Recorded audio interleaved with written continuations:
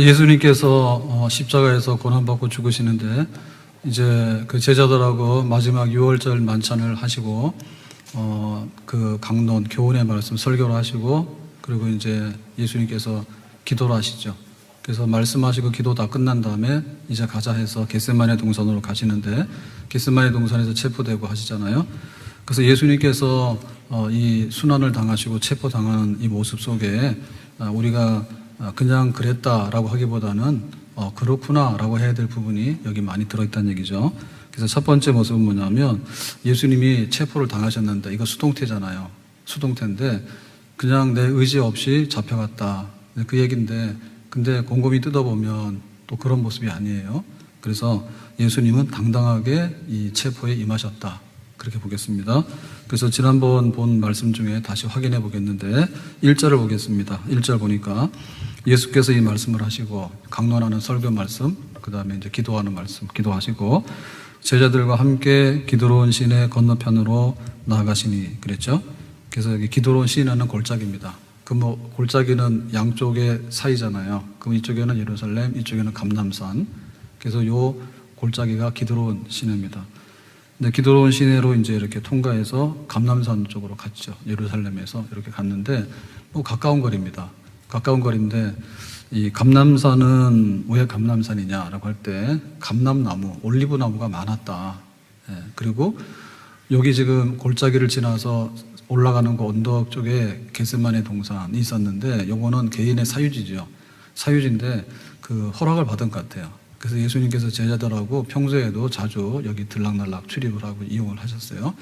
그래서 그 동산이 왜 겟세마네냐? 겟세마네는 기름짜다 이런 뜻인데 그거는 올리브 나무가 있으니까 감람류 올리브 나무가 있으니까 올리브 기름을 짜는 그런 곳이었던 것 같아요. 그래서 거기가 이제 겟세마네 동산이다. 개인 소유의 정원이 되겠습니다. 거기를 가신 거예요. 그런데 이제 여기 가신 그 얘기에 대해서 성경은 이거는 어찌 보면은 그 노출된 작전이다. 그런 얘기죠. 그러니까 예수님께서 지금 어떤 비밀 어떤 제자들하고 모임을 갖거나 혹은 예수님의 어떤 계획이 있습니다. 그래서 그 어떤 계획을 꾸며서 뭐 하려고 하면 이게 몰라야 되잖아요. 동선을. 그 뭐 하는지 몰라야 되잖아요. 그게 뭐 하는지 모르는 게 무섭죠. 김정은이가 이제 핵 가지고 막 그러는데 그 옛날에는 김일성이가 방위병 도시락을 무서워했대죠. 네. 그래서 육해공군도 아니고 해병대도 아니고 특전사도 아닌데 도시락을 싸가지고 댕기는 친구들이 있다. 그래서 굉장히 무서워했다라는 얘기가 있는데 그냥 지어낸 얘기입니다. 자, 2절 말씀 보겠습니다. 그곳은 겟세마네 동산이죠. 가끔 자주 예수께서 제자들과 모이시는 곳이므로 그래서 이제 이게 야외 집회 장소예요. 제자들 데리고 거기를 자주 갔는데 아마 주로 이제 말씀도 하시고 이제 기도도 하셨겠죠. 거기는 개인의 정원이 뜰입니다. 그러니까 예수를 파는 유다도 그곳을 알더라. 왜 알까요? 가룟 유다도 12제자 중에 끼었잖아요. 그러니까 예수님하고 항상 다니는 데가 있으니까 아마도 6월절 만찬을 마치고 가룟 유다가 이제 밀고하러 갔는데 그 예수님의 장소를 알려줘야 되잖아요. 그러니까 딱 생각해 보니까 1번 겟세마네 이렇게 생각이 난 거예요. 그러면 가룟 유다가 그 생각을 했으면 예수님께서는 그걸 몰랐겠어요? 예수님은 더 잘 알지. 가룟 유다가 나를 찾으러 올 때 어디로 올까? 그러니까 겟세마네 가 있으면 오겠다. 그러니까 예수님께서는 은밀하게 숨어서 겟세마네 간 게 아니라 노출된 장소, 어찌하면은 이렇게 체포당하기 쉬운 장소로 가신 거예요. 만약에 그 사람들이 많은 곳에 가 있으면은 예수님 체포하기 어렵습니다. 왜냐하면 폭동도 일어날 수 있거든요. 시끄러진단 말이에요. 그런데 이제 한적한 겟세마네 동산에서 야밤쯤이니까 보는 사람도 없잖아요. 근데 이제 예수님 제자들하고 있는데 병사들 데리고 딱 가면은 딱 잡기 좋은 장소에. 그러니까는 어찌 보면 가룟 유다가 밀고를 했는데 가룟 유다가 밀고를 했으면 가룟 유다가 뭔가를 이렇게 미끼를 놔야 되잖아요. 딱 기다리고 서서 미끼를 놔야 되잖아. 근데 오히려 예수님께서 어떻게 보면 미끼를 놓은 것 같아요. 가룟 유다 뻔해. 겟세마네로 올 것 같아. 그러니까 내가 딴 데 안 가고 이번에도 겟세마네 가서 있어야 되겠다. 아마 그렇게 하셨다 보겠죠. 자, 그래서 3절에 보니까 이렇게 말합니다. 유다가 가룟 유다죠. 군대와 대제사장들과 바리새인들에게서 얻은 아랫사람들을 데리고 그러니까 여기 군인이 있고 아랫사람들이 있는데 군인은 이제 로마 병사들, 로마에 속한 병사들이고 아랫사람들은 대제사장, 다시 말하면 성전에 경비하는 사람들이에요. 이거 로마 군인 아니에요. 그렇지만 여기서 이제 경비하는 사람들, 그러니까 이런 사람들을 쭉 모아서 왔는데 뭐 수백 명, 수천 명은 아니지만 상당수의 병력을 이끌고 온 것 같아요. 자, 그래서 이제 횃불과 무기를 가져왔다. 그러니까 횃불은 밤이니까 이제 등을 밝게 되니까 온 거고, 무기는 뭡니까? 이제 무력으로 진압하기 위해서 온 거죠. 자, 이걸 보면 그 예수님께서 만약에 그 예수님이 체포당하는 것에 관해서 저항하려고 하는 의사가 있었다라고 하면 어떻게 하겠어요? 저항하려고 하는 의사가 있었으면 예수님께서 이거보다 더 많은 무장을 하겠죠. 그래서 내가 천사들을 부르면 엄청 많은 천사들을 부를 수 있어. 근데 내가 안 불러서 그러잖아요. 그러니까는 예수님께서는 그 군사들이 올 때 본인은 무장하지 않고 일부러 무장하지 않았다고 봐야 되겠죠. 만약에 예수님께서 지금 분위기가 심상치 않아. 그러니까 내가 안 잡혀야 되는데 혹시 내가 체포당하면 군사작전 해가지고 내가 탈출하거나 내가 뜻을 이루어야 되겠어. 만약에 그랬으면 예수님께서 이거보다 더 많은 군대라든지 더 많은 어떤 보호할 수 있는 그런 대책을 마련했을 거 아니에요. 근데 어찌 보면 속수무책으로 잡힐 수밖에 없는 환경을 예수님께서 스스로 만드셨다라고도 보겠죠. 이렇게 많은 사람들과 군사들이 작전을 해서 오는데 예수님께서는 뻔한 장소에 그냥 아무 무장도 없이 가 계셨다라는 얘기는 의도성이 상당히 보인다, 이렇게 보겠습니다. 자, 4절에 가서 이렇게 말하죠. 예수께서 그 당할 일을 아시고 나아가 이르시되 너희가 누구를 찾느냐. 이게 이제 와가지고 그 문을, 대문이 있으니까 대문 안에 들어가 있잖아요. 그러니까 와서 이제 시끄럽게 하니까 병사들이, 그럼 이제 주인이 나가야 되죠. 그런데 예수님께서 나가시는 거예요. 나가서 당할 일을 아시고, 그러니까는 여기 당할 일이라고 하는 것은 순환당하시는 건데, 지금 이제 체포당하시면은 이제 거기 유대인들 재판을 받아야 되니까 그 산헤드린 거기 가서 이제 재판을 받아야 되고, 그 다음에 이제 로마 법정에, 빌라도 법정에 재판을 받아야 되고, 그리고 십자가형이다라고 하니까 이제 사형 선고를 받아야 되고, 이제 이래서 이제 고난받고 죽으시잖아요. 근데 예수님께서는 다 알고 계셔. 지금 잡으러 왔구나. 이건 순환의 시작이잖아요. 다 하셔. 끝까지 다 하셔. 근데 만약에 예수님께서 이거 모르시고 했다 그러면은 그냥 그 우연히 잡힌 겁니다.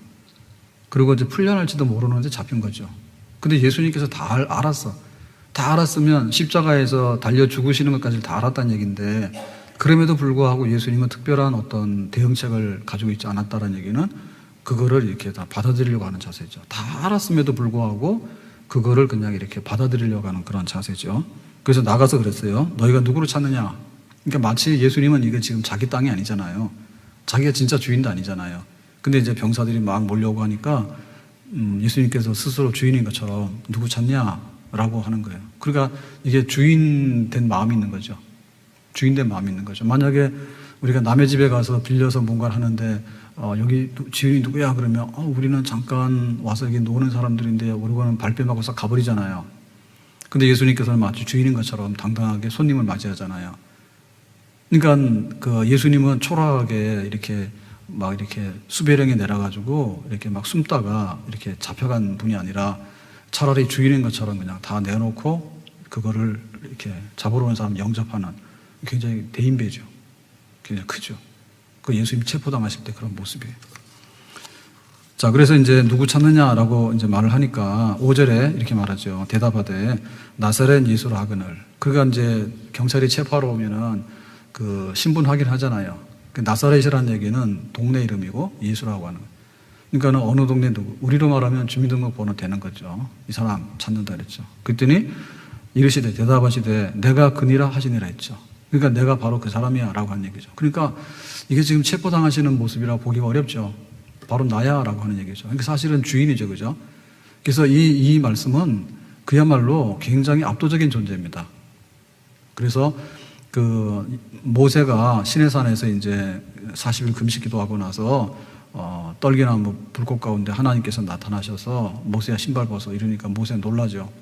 이게 어떻게 연기도 안 나는데 불이 붙었지? 이상하네. 근데 막 목소리가 들려오잖아요. 신발 벗어라 이러니까. 그래서 누구시냐 이랬죠. 놀래가지고. 그때는 이제 하나님께서 답하시는 거죠. 뭐라고 답해야 돼요? 네, 나는 탄현동에 사는 누군데, 이렇게 말씀하시는 게 아니죠. 그리고 내가 막 대한민국의 대통령이야 이렇게 말하는 게 아니죠. 하나님께서 하나님 스스로를 이렇게 신분을 밝히시는데 제일 한마디로 밝힐 수 있는 게 뭐냐면 나는 스스로 있는 자야. 나는 스스로 있는 자야. 그러니까 이 스스로 있다는 얘기는 창조주로서 그 자존하시는 분이죠. 자존하시는 분. 그러니까는 피조물 뭐 너희들하고는 비교가 안 되는 그런 존재야라고 하는데 나는 스스로 있어. 근데 그 말이 여호와죠. 야훼죠. 한마디 하시는 거죠. 그랬더니 모세가 조용하죠. 예? 당신이 누구야? 막 이러는데 이렇게 설왕설래할 필요가 없잖아요. 나는 스스로 있는 자야. 한마디로 압도당해가지고 모세가 알았어요. 라고 이제 무릎 꿇잖아요. 그러니까 지금 예수님께서 내가 예수야 라고 하니까 지금 예수님께서는 뭐예요? 내가 바로 나사렛 예수다. 내가 바로 하나님의 아들이다. 내가 바로 구원자다. 내가 메시아다. 이 얘기를 스스럼 없이 내놓는 거죠. 그랬더니 그 원래는 잡으러 온 사람이 크고 잡혀가는 사람이 굉장히 작잖아요. 예? 잡으러 오는 사람이 굉장히 크고 묘사할 때 잡혀가는 사람은 굉장히 초라하게 해야 되잖아. 근데 오히려 거꾸로 됐죠. 잡으러 오는 사람들 굉장히 많고 등불과 그다음에 칼 이렇게 해가지고 막 몰려왔는데 예수님께서 나야 이렇게 말씀하시니까 그 사람들이 어떻게 했어요? 압도당하는 거죠. 그래서 압도당할 때 그 행동이 나타났는데 그 행동이 뭐냐? 6절에 이렇게 말했어요. 예수께서 그들에게 내가 그니라 하실 때 나야 바로 내가 나사렛 예수야 라고 한마디 하시니까 그들이 물러가서 땅에 엎드러지는지라 그랬죠. 그러니까 예수님이 한 말씀 하시니까 사람들이 나가 떨어졌어. 왜? 막 예수님에게서 무슨 광채가 나타나는 것 같아. 그리고 예수님께서 어떤 막 능력이 나타나는 거예요. 나야! 라고 했더니 막 이렇게 막 사람들이 그냥 주저앉아 버리는. 그러니까는 이렇게 두 세력이 합칠 때 그 세력이 비슷하면요, 충돌이 일어나요. 근데 한쪽의 세력이 압도적으로 강하잖아요. 그러면 이게 고양이 앞에 쥐야. 나야 그러면 고양이가 나야 그러면 쥐는 뭐예요? 도망도 못 가지. 부들부들 떨고. 그죠? 그러니까 지금 잡으러 온 사람이 크고 예수님은 굉장히 초라해야 되는데 나야 라고 한마디 하니까 잡으러 온 병사들이 뒤로 물러나가지고 그냥 이렇게 넘어갔다고. 그러니까 어떤 신적인 권위와 신적인 그 임재, 그 예수님의 그 모습. 그러니까는 갈릴리 바다의 풍랑을 조용해 라고 하니까 조용했던. 뭐 귀신이 들어갔잖아요. 귀신 나가 그러니까 귀신 나갔던. 그 나야 라고 하니까 잡으러 왔던 사람들이 나가 떨어지는. 그러니까 예수님은 비록 체포를 당하시지만 예, 하나님의 아들 그분으로서 틀림없는 우리의 메시아가 맞는 예, 그런 당당하신 분, 위대하신 분 그분이다라고 하는 것을 보여줬어요. 그러니까 이제 우리가 예수님은 잡히시고 그랬는데 그 잡혔다는 것이 정말 어쩔 수 없어가지고 이렇게 끌려가는 예, 개 끌고 가듯이 말이에요. 끌고 가는 그런 게 아니라 어찌 보면은 예수님께서는 하나님의 구원 역사를 이루기 위해서 오히려 주도권을 가지고 있습니다. 야, 니들이 이렇게 다 하지만은 그거는 계획대로 되는 거고 나는 지금 그걸 알고 이제 내가 하나님의 어린 양으로서 세상 죄를 지고 가는 거야. 그걸 내가 지금 다 하고 있어. 마지못해서 하는 게 아니라 자원해서 당당하게 하고 있는 그런 모습이다. 그래 보겠죠. 그래서 우리가 그 예수님이 십자가에서 고난받고 죽으셨다라고 할 때 그 굉장히 예수님은 안 됐다. 그러니까 이제 슬픈 마음과 그 고난에 동참하는 그런 마음을 갖는 건 좋은데 그렇다 해서 예수님은 불쌍해 죽겠네. 그리고 죽으시면 안 돼. 아셨어요? 예수님은 그걸 넘어가면서 오히려 포용하신 분이에요. 그래서 여기가 지금 요한복음이잖아요. 그래서 이제 요한복음하고 다른 게 공간복음인데 마테마가 누가를 공간복음이라죠. 공간복음에서는 예수님이 겟세마네 동산에서 기도하실 때 예수 잡으러 왔다 그러니까는 예수님이 나갔다. 그래서 나야 그랬더니 잡으러 온 병사들이 막 쓰러졌다. 이렇게 돼 있잖아. 요한복음에는. 근데 공간복음에는 이렇게 안 돼 있고 뭐라고 돼 있는가 하면 예수님께서 겟세마네 동산에서 기도를 하시는데 겟세마네 기름 짜는 곳이잖아요. 그러니까 예수님께서 기도를 기름 짜듯이 하는 거야. 열심히 해가지고 땀방울이 핏방울 되도록 이런 표현이 있어요. 그래서 간절히 기도했다. 간절히 기도했을 때 그 예수님이 간절히 기도하는 모습은 막 잡혀가야 되는데 잡혀가기 싫어서 어쩔 수 없이 막 이렇게 짓눌리는 모습, 그런 모습 써놨거든요. 근데 사실 그게 맞긴 맞아요. 그런데 요한복음에서는 그거를 싹 생략했어. 일부러 의도적으로. 그러니까 예수님의 잡히시는 모습이 구차하거나 구질구질하지 않다 얘기지. 그러니까 이 두 가지면 다 맞는 거예요. 이 공간복음에서 어쩔 수 없이 잡혀가야 되는데, 가기 싫은데 잡혀가야 되는 그 예수님 이 잔을 내게서 옮겨주십시오라고 했던 그 간절한 기도, 이거 요한복음에 생략했다니까요.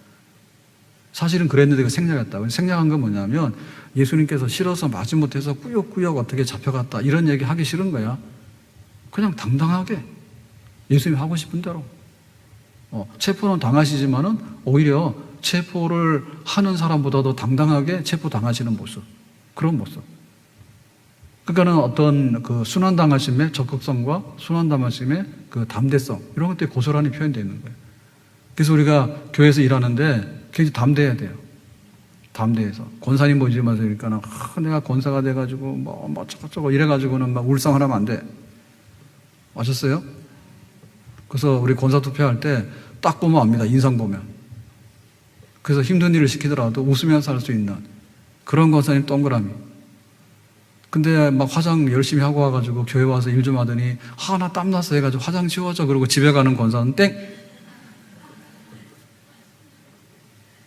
교회 와가지고 뭐 산보러 왔어요, 교회. 그래가지고는 교회 왔는데, 교회가 뭐 이런 것도 뭐 짐스럽고 이런 것도 싫고 제가 산부예배 때 좀 세게 나갔는지 5월달 가정애들 뭐 하는지 모르겠다고 이런 얘기를 했다고. 그런 얘기 했어요, 제가? 가정애들 뭐 때문인지 모르겠다고. 가정애들 엉터리라고 뭐 이런 얘기를 한 것 같은데 오늘 약간 컨디션이 안 좋아요. 날이 갑자기 더워가지고요. 며칠 전부터 더워가지고 목양실이 겨울에가 나요. 여름에가 더 견디기 어려워요. 그 환기가 잘 안 돼가지고요. 약간 몽롱합니다, 거기 들어가면. 그래서 그 좀 안 좋은데 벌써 계절이 온 거예요. 추워가지고 막 그랬는데 갑자기 더워가지고 멍하니 이렇게 그 컨디션이 안 좋아. 그래서 안 좋은데 산부 때 지극히 안 좋아가지고 제 얘기는 그 얘기예요. 하나님 없는 가정의 달이 가정 부시는 달 아니냐? 뭐 이런 얘기 같아요. 그죠?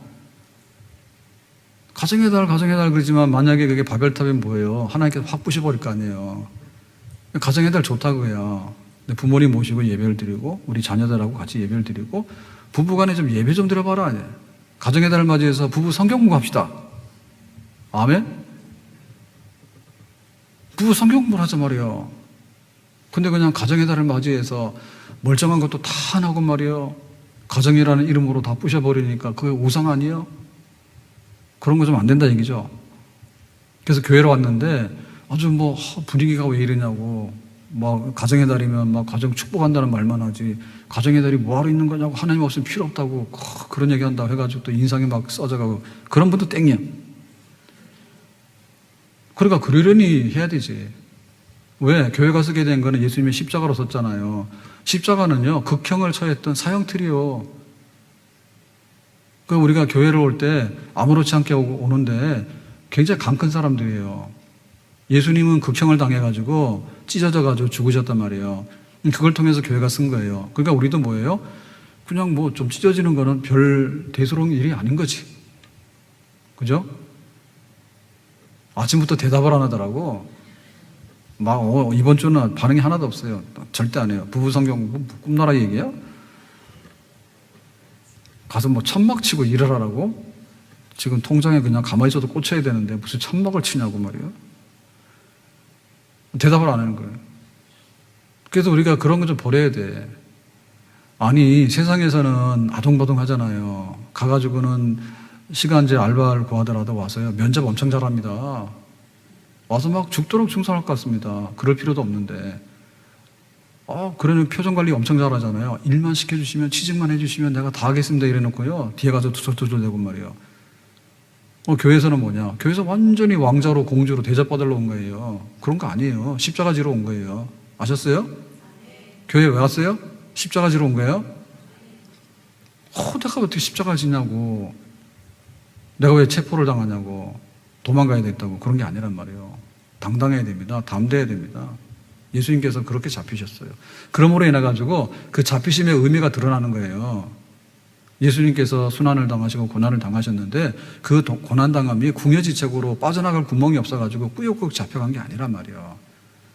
그거를 오히려 예수님께서 다 이렇게 하나님의 뜻을 이루는데 그 수용성 있죠. 다 받아들이심으로 인해 가지고 오히려 그거를 하나님의 교회에게 편입시키려고 하는 그런 큰 마음을 예수님 가지신 거예요.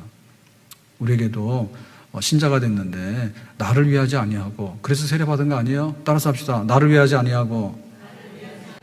믿는 사람 멋진 사람들이에요. 어디 가서 살아가는데요, 나를 위하지 아니하고. 이거는 해병대 특공대에 가면 이런 얘기합니다. 나를 위하지 아니하고 네 해병대 위해 죽어라. 그러면 충성이라고 한다니까. 근데 교회는 그보다 수준이 더 높아요. 하나님을 위해서 나를 위하지 아니하고 충성. 그리고 교회 된 거야. 그리고 해병대 군인들이 좀 이렇게 자기들끼리 멋있는 척 하잖아요. 해병대 갔다 왔다. 그런데 교인 된 건 뭐냐면 다 십자가 메고 지금 잡혀가려고 다 온 거야. 예수님 대신해서. 그러니까는 약한 척 하지 마세요. 교회 와가지고요, 먹고 살 것도 없고요, 뭐 되는 일도 없고요, 뭐 직장도 그렇고요, 뭐 자식들도 그렇고요. 아이고, 그래가지고 꼭 내일 모레 꼭 죽을 사람 같아, 다. 근데 그건 누가 다 했어요? 예수님께서 다 하셨잖아. 그러니까 우리는 거기에 대해서 담대하게 그러려니 하고, 그냥 겪어야 되는 일이라 하고, 모든 것을 담담하게 받아들이고 이겨나갈 수 있는 그런 담대한 사람, 십자가 지는 사람이 되기를 예수님의 이름으로 축복합니다. 자, 그래서 이제 예수님께서 나야 그러니까 다 쓰러졌는데 예수님께서 이제 한 말씀 하시죠. 자, 뭐라고 하시는가 하면 8절에 이렇게 말씀하셔요. 예수께서 대답하시되 너희에게 내가 그니라 하였으니 나를 찾거든 이 사람들이 가는 것을 용납하라 하시니. 그러니까는 나 잡아러 왔잖아. 그러니까 나야, 나. 그냥 나만 잡고 지금 이 사람들은 제자들이죠. 함께하는 제자들은 가는 것을 용납하라. 그러니까 풀어주라 얘기죠. 그러니까는 얘네들은 다치지 말고 나 하나만 잡아가라 얘기예요. 자, 이걸 보면 예수님의 마음이 어떤 마음이에요? 제자들을 돌보는 거예요? 버리는 거예요? 네, 돌보는 거죠. 제자들은 풀어주고 나만 잡아가. 자기가 다 몽땅 뒤집어 쓰는 거죠. 그러니까 그 위급한 상황에서 사람의 본심이 나오는 거예요. 예? 좋을 때 친구야 라고 하는 것은 몰라. 근데 내가 어려울 때 친구야 해서 다가오는 사람은 진짜 친구가 되는 거예요. 선한 목자가 왜 선한 목자냐면 평상시에는 선한 목자인지 싹군 목자인지 구분이 안 돼요. 근데 위급한 순간이 오면 싹군 목자는 야, 내가 월급 받고 죽을 이유가 없지. 도망가면 되는 거예요. 근데 선한 목자는 뭐예요? 월급 이상으로 내가 양들을 지켜야 되겠다. 죽을 수도 있겠다. 그게 바로 선한 목자죠. 그게 마음의 그릇이 다른 거예요. 그래서 예수님께서는 제자들을 위하는 마음, 다시 말하면 우리들을 위하는 마음이 큽니다. 그게 바로 부모님의 마음이겠죠. 부모님 마음이에요. 부모님들이 이랬어요. 자, 나는 이렇게 삼겹살을 구웠어. 혹은 소고기 스테이크를 했어. 했을 때 부모님이 뭐냐면 식구들 줄 세워놓고 얘들아, 엄마 먹고 남으면 먹어. 그래서 엄마가 구워서 다 먹어버렸어요. 엄마니까 배도 커. 그래서 애들은 삼겹살 냄새만 맡았어. 그런 엄마가 있을까? 그런 엄마 있대요.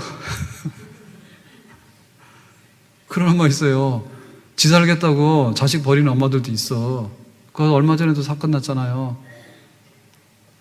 자기가 이혼해서 재혼을 했는데 같이 해가지고 딸 죽였잖아. 나 살겠다 죽인 거 아니에요.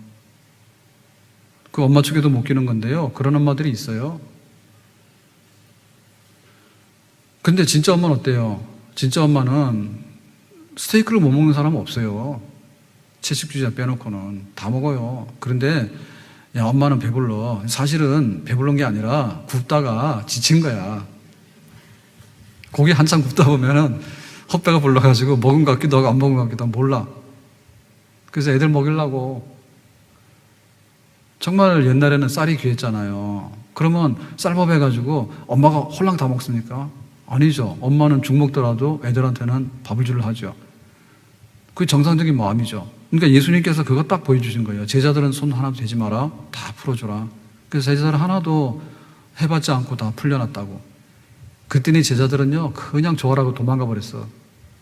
근데 예수님께서는 다 뒤집어 쓴 거예요. 나 하나면 족하니까 여기 지금 다 보호해달라. 나 하나로 족하다. 그런 거죠. 그래서 우리가 이 말씀을 보면 예수님의 마음이 얼마나 너그럽고 넓은가를 알 수 있어요. 그러니까 예수님의 그 체포당하시고 순환당하심은 예수님의 넓이의 그 확장의 그 크기라 보면 돼. 크기. 자, 우리를 잡으러는 그 병사들이 못 가. 만약에 우리가 경제적으로 굉장히 어려워가지고 이제 막 그 신용불량이 되고 파산됐어. 그러면은 은행에서는 우리 잡으러 오겠지, 돈 받으러. 그러면 예수님께서 뭐라 해요? 내가 된 돈 대신 갚아줄 테니까 얘네들 받지 말라고 그렇게 하겠죠. 아멘? 예수님께서 그렇게 풀어주고 싶다고. 우리는 니들은 얘네 면제 좀 해달라고 그렇게 해줘. 그게 바로 예수님 마음이요. 우리 속에는 죄책감이 있어요. 죄를 짓고 나면은 그 괜히 했다, 후회한다, 이런 그 죄책으로 인해서 우리 마음에 짐이 있거든요. 그럴 때 그냥 놔두면은 그 죄책감은 계속 있는 거예요. 그럼 예수님께서 어떻게 했어요? 내가 십자가에서 피 흘렸으니까 죄책감 너는 미안하지만 나한테 다 하고 얘네들을 풀어주라고. 그럼 우리는 돈 관계가 바로 죄잖아요. 우리가 죄라고 하는 것은 빚입니다. 빚. 채무입니다. 근데 그거에 대해서 내가 책임질 테니까, 보증 섰으니까 책임질 테니까 얘네들은 그냥 없는 걸 해주라고. 그런 거고, 우리에게 죄책감이 있으면 그 죄책감도 다 예수님께 덮어 쓰는 거죠. 그죠? 그래서 우리가 죄 용서받았다는 얘기는 죄만 용서받고 죄책감은 고스란히 가지고 있다는 게 아니라 죄책감조차도 예수님께서 다 도말하시고 다 덮었었기 때문에 우리는 죄책감에서도 해방이 되는 줄로 믿습니다. 그리고 우리에게는 굉장히 자존감이 없어요. 자존감이 없어. 자신이 없어. 자신 없죠? 누가 하면 했어요? 원집사님? 그렇게 보여. 그러니까 우리가 자존감이 없는데 자존감에 대해서 항상 우리는 그렇지, 나는 그렇게밖에 안 되는 것 같아, 이런 낮은 자존감이 있을 때 예수님께서 잡히셨잖아요. 그러면 우리에게 그 자존감을 교체해 줬겠죠. 우리가 모자라가지고 자존감이 낮아진 부분에 대해서 예수님께서 대신 갚아주셨으면 우리는 더 이상 자존감 가지고 시달릴 게 없이 얘네는 집에 보내라 했으니까 자존감으로부터 해방된 거예요. 아멘? 원집사님도 다음에는 아멘 하시면 안 돼. 예수님께서 자존감 다 가져갔어, 낮은 거. 원집사님은 자존감 굉장히 높아요. 이래도 아멘이고 저래도 아멘이고. 그래서 이 부분에 대해서 우리가 예수님께서 잡히셨다는 얘기를 기계적으로 이해하지 마라. 예수님께서는 당연히 잡혀갔대.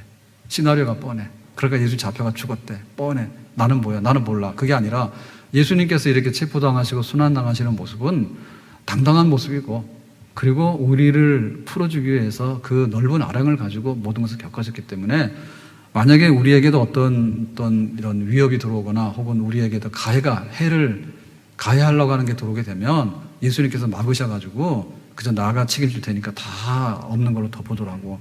우리가 그 혜택을 예수님 안에서 누리게 되는 줄로 믿습니다. 아멘.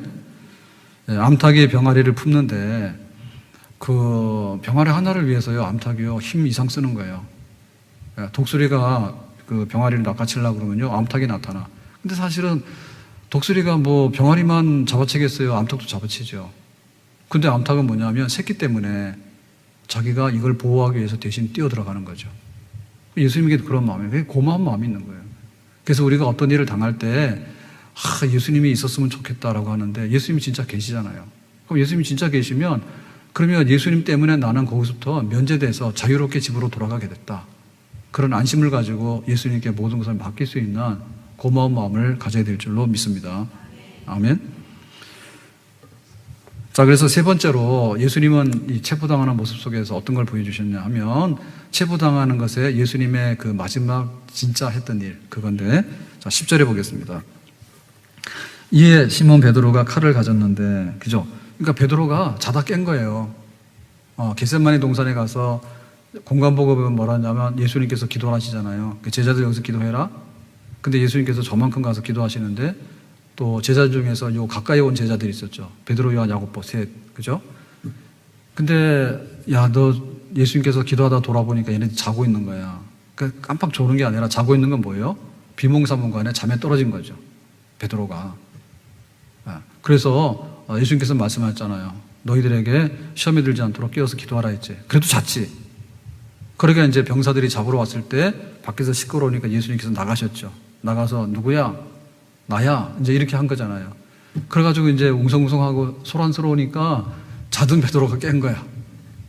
그 다행이야. 예배 시간에 자더라도 예배 전에 깨세요. 예배 끝날 때까지 못 깨시면 안 돼. 그 베드로가 이렇게 보니까 심상치 않은 거죠. 그 깨고 나서 보니까 뭐가 막 횃불을 들고 병사들이 왔는데 난리가 난 거예요. 그래서 정신을 차리고 이제 베드로가 여기 개입하는 거예요. 그 딱 보니까 예수님 잡아가려고 하잖아요. 그러니까는 칼을 가졌는데 그것을 빼어 대제사장의 종을 쳐서 오른편 귀를 베어버리니 그 종의 이름은 말고라 그랬죠. 자, 이름은 말고예요. 그런데 대제사장의 종이죠. 그러니까 여기 보낸 로마 병사가 아니고 그 성전을 그 관리하고 경비하는 그 아랫사람들 중에 이제 하나 같아요. 그러니까 여기 보면 누구 말고 어디 오른쪽 귀. 그 다음에 어떻게 했다고 베드로가 칼로 쳤다고. 그러니까 요게 사실 묘사되어 있죠. 이런 사건이 진짜 일어났다는 얘기죠. 그러니까 베드로가 이걸 했는데 그러면 베드로 칼은 어떻게 나왔을까라고 할 때 베드로가 이 분위기 안 좋은 거를 직감은 했어요. 왜냐하면 네가 나를 부인한다. 그리고 내가 잡혀간다. 그리고 식사하실 때도 예수님께서 누군가 하나 나를 배신할 것 같다. 이런 얘기를 했잖아요. 그러니까 베드로도 다른 사람은 버릴지언정 나는 주님을 끝까지 따라갈 거예요. 이렇게 호언장담도 했잖아요. 그러니까 이제 베드로에게도 자기 나름대로 비장의 무기가 있는 거야. 칼. 그러니까 여기서 말하는 칼은 큰 장도가 아니고 단검, 짧은 검 같아요. 그러니까 요거는 최소한의 자기를 보호하는 호신용으로 가지고 있던 칼 같아. 근데 이제 이거를 딱 빼낸 거죠. 그러니까 이거는 베드로가 어떠한 어떤 뭐 군사적인 목적의 어떤 살상용의 이런 것보다는 아주 위태로운 순간이 오면 나 자신이라도 좀 보호하고 뭔가 해야 되겠다라고 하는 최소한의 어떤 그런 칼인데 이걸 꺼낸 거죠. 꺼낸 거예요. 그래가지고 이제 베드로가 성격이 있잖아요. 그러니까 칼로 딱 쳤는데 오른쪽 귀를 자른 거야. 피가 났어. 자, 그러면 베드로식으로 하면 어떻게 됩니까? 지금 예수님을 구출해가지고 예수님께서 도망가셔야 되잖아요. 그죠? 베드로가 저항하게 될 때 이제 막 혼란스러우니까 예수님께서 뭔가를 하셔가지고 이제 피해야 되잖아요. 근데 예수님께서 하시는 것은 이런 걸 했어요. 11절에 예수께서 베드로더러 이르시되 베드로에게 말하되 칼을 칼집에 꽂으라. 그러니까는 칼 쓰지 말고 내려놔라. 아버지께서 주신 잔을 내가 마시지 아니하겠느냐 하시니라 그랬어요. 그러니까 예수님 굉장히 차분하게 대응하셨죠. 그러니까 칼이 나오고 피가 흐르고 하면 사람이 과격해지거나 아니면 자기가 이렇게 어떤 행동적인 게 막 나와요. 위급한 상황이기 때문에. 근데 예수님께서는 오히려 정말 냉정하게 칼 내려놔. 그리고 성경에 보면 뭐예요? 귀를 자른 말고의 오른쪽 귀잖아요. 오른쪽 귀를 만지셔가지고 지혈을 하고 그 다음에 상처를 치유했다. 그렇게 나와 있어요. 그러니까 이 예수님의 모습은 너무나 침착했고 그리고 너무나 평화주의자. 그러니까는 막 싸우고 도망가고 막 그렇게 뭔가를 하려고 하는 그런 의도가 전혀 없는 분. 그러니까 이런 상황에서도 군사들이 와서 칼을 들이밀고 쳤을 때 그런 상황에서도 예수님은 조용해라. 이건 아니다라고 했던 거는 예수님의 어떤 평화로운 모습. 그리고 치료자의 모습. 이걸 치료해서 내가 뭔가 하겠다. 이런 걸 보니. 그러니까 예수님의 이 모습이 굉장히 강력하죠. 그러니까 우리는 어떤 어려움을 당하면요. 그 사람 성깔 나와. 그래서 교회에서도 할렐루야, 목사님 은혜 받았어요. 라고 했는데 뒤돌아서서 화목하게 목사님 깐다.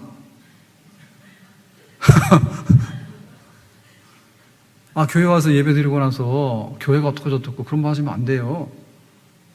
예? 그 겉으로는 막 이렇게 천사처럼 하는데 뒤에 가서는 말이야, 막 전도 회비도 안 내버려. 싸납습니다. 그리고 권세에도 좀 출석하시고요. 그리고 또 전도 회비도 좀 내세요. 그리고 헌금도 좀 하세요. 그래가지고 말이야, 칼을 막 들어가지고요, 막 칼로 칩니다. 그렇게 싸우면 안 되지. 베드로가 싸나왔잖아. 그때 예수님께 조용히 시켰잖아요, 다. 그래서 우리의 본심이 이럴 때 드러나는 거예요. 예수님은 칼로 뭔가를 하려고 아예 생각도 안 했고요. 그거 해봐야 로마를 무너뜨리고 나면 뭐 하느냐.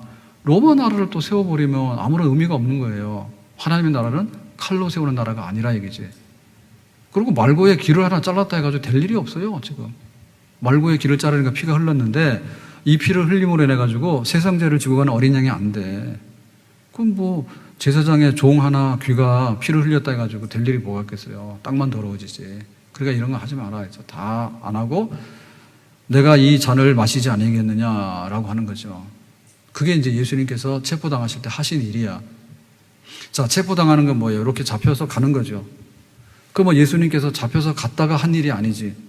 그러니까 예수님께서는 체포당해서 가셨지만은 한 일은 뭐냐면 아버지가 주시는 잔을 마시는 거지. 아버지가 주는 잔을 마신 게 예수님이 하신 일이에요. 그러면 여기서 말하는 잔이라고 하는 것은 뭐냐면 이거는 이제 하나님의 그 진노와 심판의 잔입니다. 그래서 하나님께서 진노하시는데 그 진노의 잔을 쏟으면 이 땅에 어떤 일이 벌어지느냐. 만약에 노아 시대 때 하나님께서 진노의 잔을 쏟았는데 노아 시대 때 물 부었어. 그랬더니 이제 홍수 심판이 나가지고 다 빠져 죽었지. 그러니까 하나님의 진노의 잔이 부으면 예를 들면은 소돔성에는 진노의 잔을 부을 때 그 유황불로 부었잖아요. 다 불타버렸잖아요. 그러니까 지금도 마찬가지입니다. 지금도 세계대전이 일어났는데요. 진노의 잔을 부으면요. 세계대전이 일어났는데 너무너무 비참해. 다 죽어.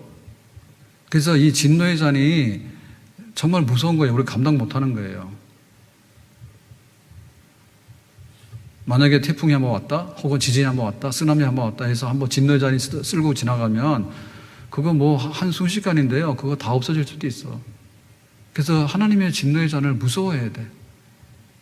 하나님의 진노의 잔을. 그러니까 이 진노의 잔을 내가 마신다 이거죠. 내가 마신다.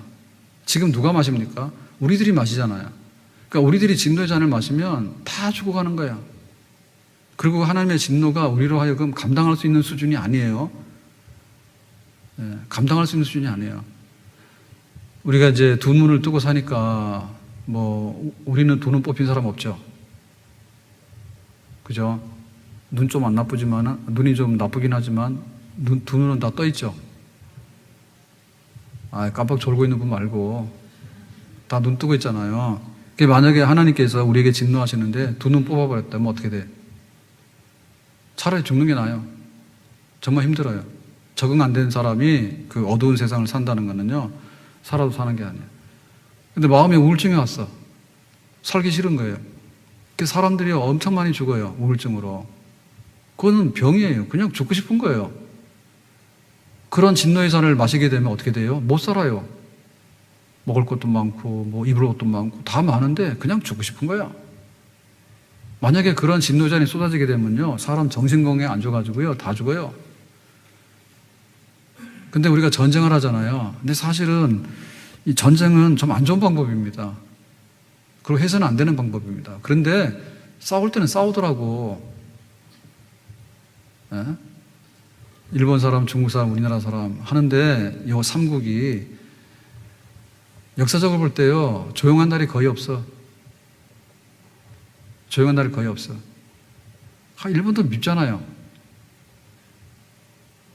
안 미워요? 중국 사람 더 밉잖아요. 나라 크다고 뭐 온갖 얘기 다 하고요. 근데 우리끼리도 엄청 싸웠어. 삼국시대 때 왜 이렇게 많이 싸웠나 몰라. 그래가지고 문재인 대통령이 이제 한술 더 따가지고 그러면 삼국이 아니라 사국이라고. 그래서 막 가야 문화재 연락에 파헤칩니다, 지금. 가야도 있었다고, 사국이었다고. 그러면 우리가 뭐 전라도 경상도만 싸웁니까, 지금. 이북 사람도 싸우고, 충청도 사람도 세요. 그리고 우리 교회에서 제일 센 사람은 강원도 사람이요. 강원도 사람 더 세요. 막 산골에서 살아가지고요. 정말 힘이 장사요. 그 사국이라고 하면 삼국이 싸운 것만 아니라 사국이 싸웠다는 거 아니에요. 가야가 있었는데 어떻게 막 해가지고 또 막 난리란 말이에요. 그러면 이 좁은 땅덩어리에 조용할 날이 언제 있어? 아들이 넷이 있었어.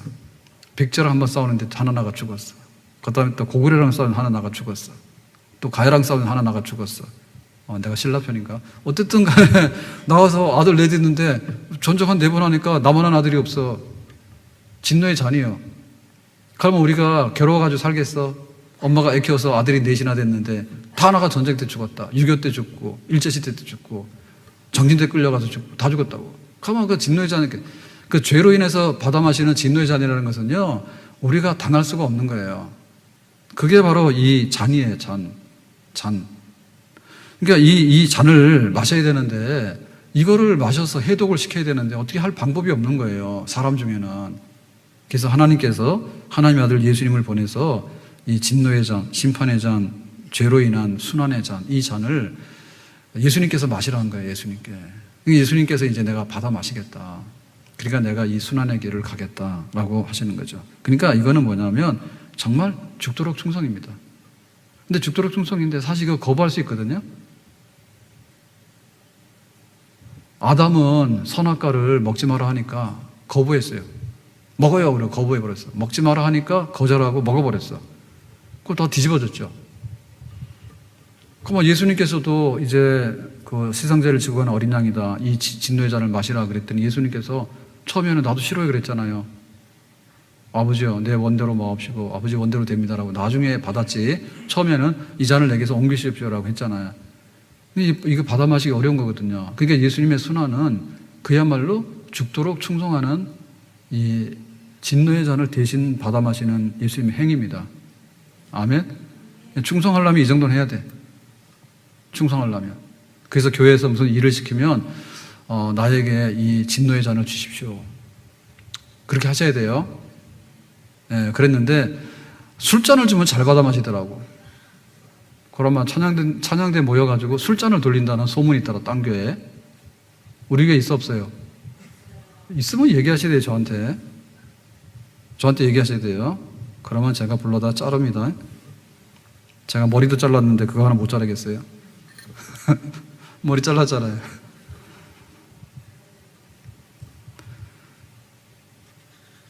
그래서 교회에서 뭘 이렇게 하면 진노의 잔을 마시라 그러면 진노의 잔을 마셔야 되는데 아니 달면 삼키고 쓰면 뱉어버리고 달면 삼킨다고 그러니까는 집사님 멋있어요. 파마 어디서 했어요? 그러면요 뭐든지 은혜입니다. 그런데 가정의 달이 뭔 가정의 달이냐고 하나님도 없는데 잃어버리면요 뭔가 잘해도 다 틀립니다. 어젠가 그제 대만의 손목은 선교사 저한테 카톡을 했어요. 카톡을 해가지고 50대 때 해야 되려고 안 해야 될 일을 숙제내가 제가 숙제를 해서 갖다 바쳤잖아요. 네, 그랬더니 저한테 또 카톡을 했어요. 뭐라고 했는가 하면 대만에 동성결혼이 합법화 통과됐다고. 그래서 동성결혼 반대 운동을 열심히 했는데 통과돼서 속상하고 허탈하다고. 그러다 그거를 막 이만큼 써가지고 저한테 보낸 거예요. 그래서 제가 또 위로를 해야 되잖아요. 네? 제가 그렇게 안 보여요? 그 선교사가 마음이 힘들다니까. 그러면 야, 그럼 뭐가 네가 힘들어? 싫으면 그냥 한국에 와. 이 말 못하죠. 그 봤더니 2015년인가 미국에서 합법화 됐잖아요. 동성결혼이. 이거 괜히 알려줬나? 하려고 그래요 지금 합법화 결혼. 그래가지고 호주에서도 1월인가 통과돼가지고요 올해 합법화 됐어요. 국민투표 했는데 압도적으로 동성결혼 합법화에 대해 찬성해가지고. 대만 그랬대요. 우리나라는 아직도 아니죠. 네, 그래서 제가 위로를 하려니까 어떻게 위로를 했냐면 그게 위로인지는 모르겠는데 속상하지. 굉장히 힘들지. 나도 속상하고 힘든 게 있어. 나는 강단에서 경고를 받았어. 무슨 경고 받았냐? 목사에게 그 얘기하지 마시라. 그 얘기하잖아. 이거 그 얘기하는 거 아니에요? 그 얘기하지 말라고. 그때 이질 장로님이 그런 거예요. 목사님이 개에 대해서 나쁘다고 얘기를 내가 안 한다 했잖아요. 개에 대해서 나쁘다 얘기 안 한다고. 내가 언제 개를 말해? 사람을 말했지. 근데 개에 대해서 뭐라 말했어요? 예? 개 보고 내가 네가 나 인사 안 한다고 내가 개 얘기 언제 했어요? 왜 주인이 가는 길을 막냐고 그러지. 사람 가는 길을. 내가 그런 얘기는 했죠. 개 얘기한 거 아닙니다. 그래가지고 좋은, 나쁜 얘기를 안 한다, 안 해. 그랬더니, 이 장로님이, 그런 것 같다고. 그런데 표정은 묘하다고. 그래. 표정이, 그래가지고, 이제는 무슨 얘기를 하려고 하면, 표정도 좋게 해서 해야 되는데, 아무튼 간에, 하지 말라고. 네. 그래서 저보고, 누구야, 김혜정 권사님, 어디 계세요? 김혜정 권사님. 안 계세요? 손 들어봐요. 뒤에 계시네. 창원 갔다 오시더니 힘든가? 뒤에 가서 계시. 김혜정 권사님 그랬어요. 저보고 인사성 밟고 그랬으면 교회 5개 지었다나 7개 지었다나 막 그래요. 약 올렸어요. 그래서 인사성 안 밟길 다행이지. 만약에 인사성 밟아가지고 교회를 더 지었으면 죽었잖아요. 그런데 이제 개혁하면 안 된다니까. 그래서 제가 그랬어요. 나는 교회에서 개혁하면 인기가 떨어져서 지금 경고받았어. 그러니까 나도 그거 안 하고 참고 잘 살아. 그러니까는 동성결혼 합법화 됐다 가지고 너무 낙심하지 말고 잘 참고 살아라.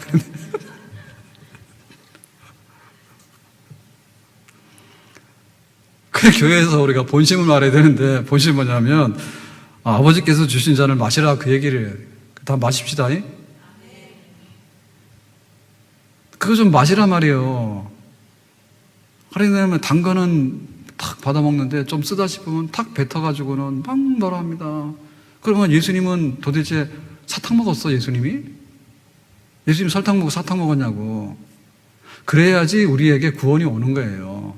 우리가 구원을 받았기 때문에 하나님께서 우리를 통해서 하실 일이 있어서 야, 네가 좀 쓴 잔이지만 좀 이거 할 수 없니? 그러면 얘라고 해야 됩니다. 아멘? 쓴 건 다 무조건 좋은 거예요. 신토불이 우리 땅에서 난 건 다 좋은 거예요. 근데 쓴 건 다 좋은 거예요. 그러니까 우리가 그거를 체질적으로요, 그렇게 받아들여야 돼요. 그래서 교회 와서 할 일 없다고. 그러면 우리 교회는 호텔 갔대. 호텔에서 자면 얼마인데 돈이 하룻밤에. 에? 호텔 갔다 해야 돼. 하룻밤 자고 나면 얼마인데 돈이. 그걸 대접이라 생각해요. 그 대접이 아닌 거예요. 그래서 교회에서도 정말 십자가를 메고 나가는데 힘들지만 감당했다 그러면 나를 인정해주고 나를 굉장히 높이 봐준다. 이렇게 이해하셔야 됩니다. 아멘? 나보고 험악하게 나보고 권사하라고 그러고 나보고 와서 교사하라고 그러고 나보고 와서 교회에 만약 화장실 청소를 시켰다고. 그거 나를 홀대한 게 아니죠. 나에게 마땅히 주어지는 잔이라면 내가 그걸 어떻게 받아 마시겠는가에 대해서 우리가 예수님 보면서 잡혀갈 때 나는 비참하게 잡혀가는 비극의 주인공이야 라고 생각한 게 아니라 이 잔을 받아 마심으로 인해서 사람들이 받아 마셔야 되는 이 잔을 내가 해소시켰다. 아멘? 손영아 목사님이 그 창제감옥에서 고생할 때 그랬대잖아요. 그 신사참배 반대하니까 신사참배 한다고 하면 내보내준단 말이에요. 그럼 신사참배 안 한다니까 못 내보내주는 거 아니야? 그랬을 때 그 겨울에 추워가지고 손톱 발톱이 동상으로 빠지고 그 다음에 영양실조가 계속되니까 시력이 약해져가지고 눈이 잘 보이지 않고 굉장히 위기였습니다. 근데 그 오래 가면 죽는 거죠, 그죠? 근데 다행히 해방이 돼가지고 나오신 거예요. 그랬을 때 그 청주교도에서 내가 신사참배 한다, 안 한다 얘기죠. 안 한다. 그럴 때 뭐라고 했는가 하면 그랬대. 이 고난 속에 들어있는 하나님의 축복을 내가 다 받아 마시겠다고. 그러니까 이 고난이지만 이 고난은 내가 축복으로 받아 마시겠다고. 언제요? 손톱 빠지고 발톱 빠질 때. 뭐 때문에? 동상 걸려서. 교회를 사랑하려면 이 정도는 해야 되겠지. 그래서 손톱 발톱 온전하면은 가만둡니다. 오늘 집에 가서 다 뽑으세요. 미용을 위해서는 다 뽑더라고. 미용을 해서는 돈 내가지고 막 눈썹도 다 찢어버리고, 그 다음 막 코도 높여버리고, 막 뱃살도 가서 다 잡아 빼버리고, 다 했더라고. 근데 예수님을 위해서 고난의 잔을 마시라 그러면요, 한 방울도 물 튀면 화를 내는 거야. 나를 말이야. 무술이 취급했다고. 그게 아니죠. 그래서 우리가 예수님의 십자가에 고난당하시고, 체포당하시고, 그 은혜 가운데 우리가 교인이 됐고, 우리 교회에 모였기 때문에, 우리의 그 마음가짐이나 생각 자체가 좀 뚜렷했으면 좋을 것 같아요. 자다 깨가지고 칼 휘두르면 베드로처럼 하면 안 되고 도망가고 그러면 안 되겠죠. 아멘? 그래야지 내가 그리스도인이 되는 거예요. 내가 그리스도인이 됨으로 인해서 우리는 또 행복하고 복 있게 살아가는 사람이 될 수 있는 줄로 믿습니다. 우리가 세상에서 잘못해가지고 감옥 간 사람 부지기수로 많잖아. 근데 예수님을 위해서 좀 감옥 가면 또 괜찮은 거 아니에요? 예? CCTV 찍혀가지고요, 벌금 내면은요, 막 가슴 아파합니다. 예? 아까워 죽겠다고. 그런데 헌금은요, 가슴 아파서요, 절대 못 합니다. 그러니까 우리가 어떤 분량만큼 내가 주님을 위하는 마음이 있는가를 볼 때 쥐어짜야 되는데, 예수님께서는 고난의 잔 피를 쥐어짰잖아요. 죽도록 충성하는 그런 모습으로 우리가 주님을 섬길 때 우리가 진짜 신자가 될 수 있는 줄로 믿습니다. 그래서 이게 서야지 교회에서 언어가 소통이 되는 거예요. 제가 하고 싶은 게 있는데 해야 되는 일인데 진짜 못해요. 근데 저도 성격이 좀 안 좋은 것 같아요. 저희 집 사람한테 혼 많이 나요. 요새는 혼 많이 나요. 그래서 옛날에는 말 안 하는데 요새는요, 입만 열면 말해요. 그래서 뭐 많이 나는데 하여튼 간에 뭐든지 처음에 잘 못 받아들인다고. 아니, 맞죠. 처음에 잘 못 받아들여요. 근데 막 그냥 쉽게 받아들이면 되는데 옷 사두면 안 입는다 딱 입고 그런다, 그치? 그래도 좀 봐줘야지. 근데 왜 자꾸 말을 하냐. 근데 해야 될 게 많다 했잖아요. 요리. 진짜 마음에 원한 맺힙니다. 왜냐하면 식자재 가면요, 천지 먹을 거예요. 근데 집에 와서 해 먹으려고 하면 아무것도 없어. 돈 주고 사오는 것까지 하겠더라고. 돈 주고 사오는 것까지 하겠더라고. 근데 그 요리를 할 줄 알아야 되잖아, 요리를. 요리도 맛있게 해야 되잖아요. 이거 과제예요. 그러고 말을 좀 해야 되는데요. 외국어 같은 거 좀 해야 되는데, 아니, 묵상을 하면은요, 이렇게 은혜가 있더라고.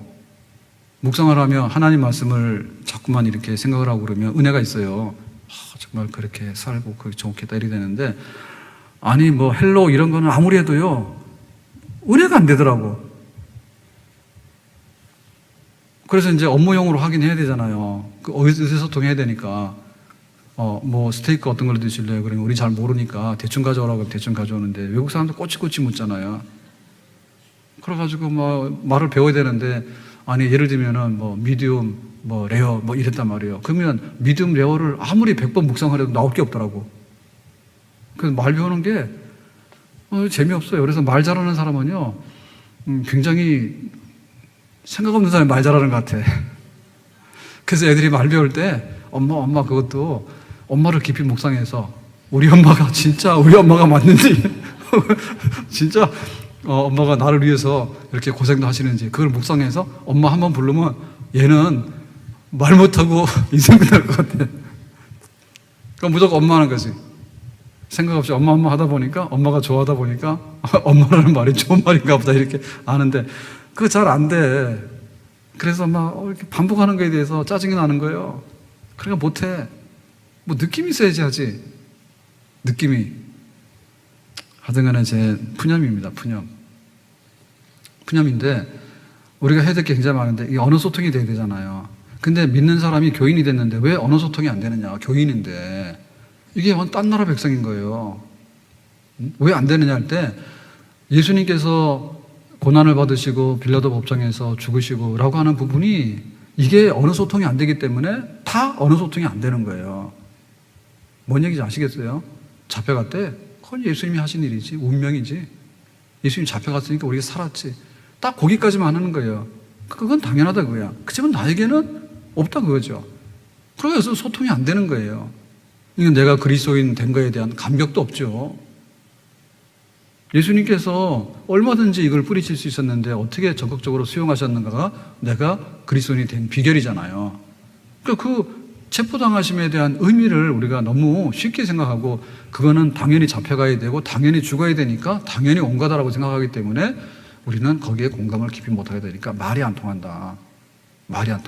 그래서 교회 와서 십자가 얘기하면은 은혜 안 된다 그러고, 분위기 험악하다 그러고, 그 다음에 고난의 잔을 마시라 그러면 니나 마시지 왜 내가 마시냐 그러고, 그래 전부 다 튕겨나가게 되면 말이 안 되는 겁니다. 우리가 예수님을 믿는다는 것 때문에 하나가 됐잖아요. 그러면 예수님 믿는 것 중에서 예수님의 순환 때문에 우리가 하나가 된 거예요. 아멘. 예수님의 체포당하심의 순환의 의미가 우리 속에 같아야 됩니다. 아멘. 자, 그러면 이제부터 누가 예수님을 대신해서 잡혀갈래요? 그러면 선착순으로 손 들고 나와야 되겠죠. 아멘. 다 도망가려고 생각하는 거예요? 선착순 손 들고 나와야 되겠죠. 그래서 내가 이 잔을 마십니다 라고 할 때 진짜 그리스도인이 되고 우리 교회가 거기서 쓰게 되는 줄로 믿습니다. 그래서 교회가 많은 것도 굉장히 좋아요. 근데 말 되는 사람이 모여서 교인이 돼야지 교회가 좋은 것 같아요. 예? 동상이몽이라 다 딴 생각을 하고 있는데 세상에 반짝반짝 돌아가는 그 뭔가 달콤한 것을 생각하고 모였다 그러면 교회는 은혜 없어요. 요즘에 그 뭐 트롯 그 해가지고 난리가 났더만요. 그래서 경연은 끝났는데 후 공연을 굉장히 많이 하는가 봐. 그래서 가만 보니까 노래를 그렇게 잘 부르는 것 같지는 않은데. 제가 여자가 아니라서 못 나갔지. 여자였으면 나갔을 것 같은데. 그러니까 그 세상에 그 돌아가는 그 인기나 이런 것들이요. 그게 정말 그게 유행을 하지만 그것까지 먹고 살 수 있는 건 아니에요. 누군가 쓴 잔을 대신 받아 마시는 것으로 인해서 우리가 누리는 혜택이지. 예? 좋은 거를 우리가 나눴다 해가지고 좋은 것이 영원히 있는 건 아니다. 그죠? 누가 이 잔을 마실 거냐. 결국에는 그 문제입니다. 우리가 교회 와서 성도들을 보면서 은혜가 되는 것은요, 이 잔을 주님께서 마셨다. 그러니까 우리가 이 잔을 기꺼이 마셔야 되겠다. 라고 할 때 우리가 한 교인이 되고, 한 지체가 되고, 한 그 제자들이 되고, 한 무리가 될 수 있는 줄로 믿습니다. 예수님 안에서 하나 되는 것은 예수님의 체포당하심과 순환에 있어서 하나가 되는 겁니다. 아멘. 기도합시다. 오늘 주신 말씀과 같이 예수님의 순환당하심의 의미를 우리의 삶 속에서 같이 공감하고 또 주님의 제자로서 그렇게 같이 살아갈 수 있기를 원합니다. 예수님의 이름으로 기도합나이다. 아멘.